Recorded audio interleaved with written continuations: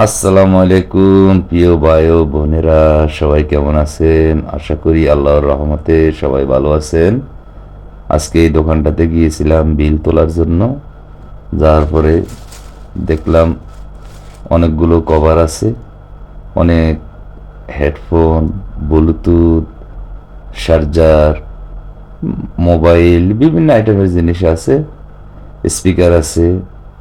তারপরে গিয়ে অনেক কিছুই দেখলাম, তাফসি আছে, ঘড়ি আছে আইফোনের। তো তারা জিজ্ঞাসা করলাম যে কি কি আছে তোর দোকানে। তো সব কিছুর নাম বললো, বলার পরে বলতেছি যে সব তো তুই আইফোনের কথা বলতেছস।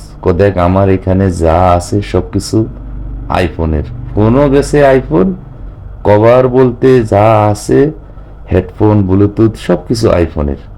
অন্য কোনো কোম্পানির কিছু এখানে পাবেন না এই দোকানে, শুধু আইফোনের। তো ভালো লাগলো, ভিডিওটা করলাম। বলতেছি যে ভিডিওটা করি, সবার মাঝে একটু তুলে ধরি।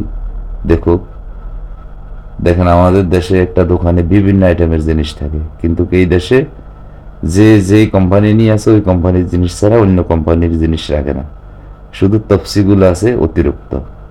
ঠিক আছে, ইরাকে সব তো পয়সা লাভ, বুঝেন না, আইফোন ব্যবহার করে বেশি, এরা গ্যালাক্সি তেমন ব্যবহার করে না। এই আর কি। সবাই ভালো থাকবেন, আল্লাহ হাফেজ।